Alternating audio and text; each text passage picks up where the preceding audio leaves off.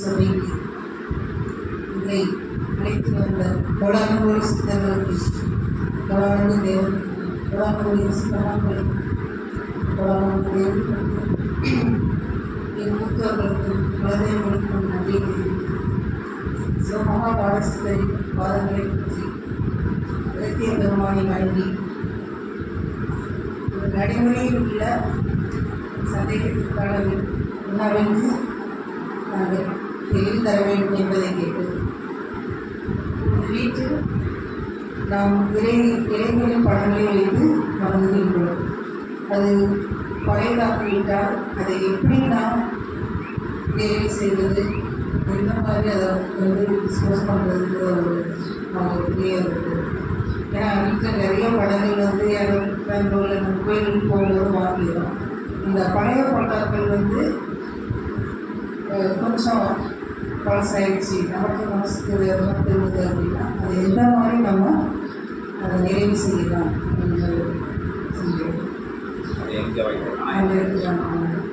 இன்னொன்று நம்ம சித்தர்கள் போட்டோ வச்சுருக்கோம்.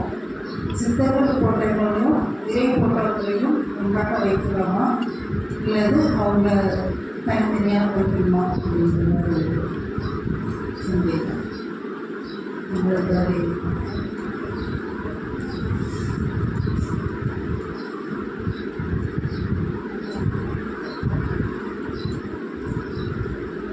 கலியுக தேவ சித்த சபையினுடைய ஏற்றமிகு ஆதி கைலாய சிவசூட்சம சிவப்பேரையிலிருந்து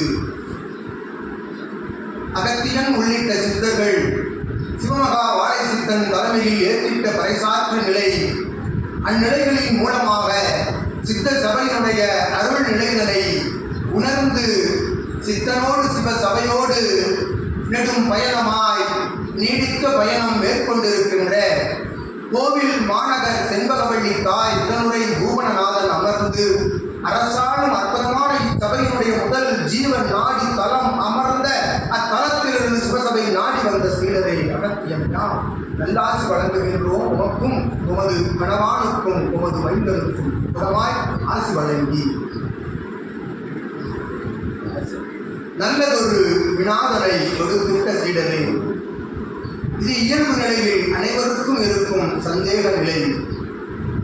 தன்னுடைய இல்லம் புதுப்பிக்கப்படுகின்ற பொழுது வருடா வருடங்கள் பல்வேறு புண்ணிய காலங்கள் பல்வேறு விசேட காலங்களிலே அத்தகைய இல்லங்கள் புதுப்பிக்கப்படுகின்ற பொழுது அங்கிருக்கும் சேதமடைந்த சிதிலமடைந்த பழைய அத்தகைய தெய்வீக நிலை உள்ள நிழல் உருவங்களை எவ்வாறு அதை அப்புறப்படுத்துவது, எங்கு சென்று அதனை அப்புறப்படுத்துவது, அதை எவ்வாறு கையாளுவது என்ற வினா நல்வினா அகத்தியன் யாம் வைக்கின்றோம்.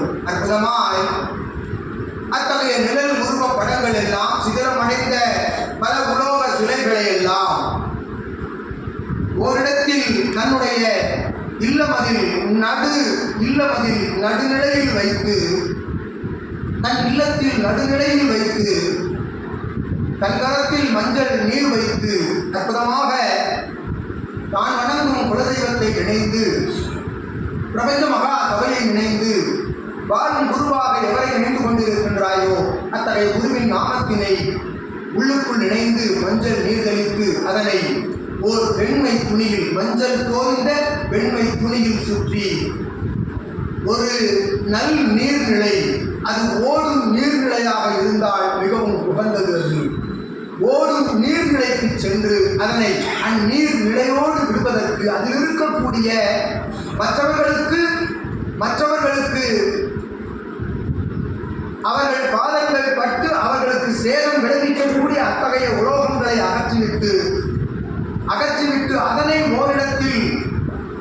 ஓரிடத்தில் சென்று அதனை வைத்துவிட்டு மற்ற நிழல்புருவ படங்களை சேகரித்து ஓடுகின்ற நல் நீரில் அதனை விடுகின்ற பொழுது ஆற்றலாக இத்தகைய குறையும் இல்லை.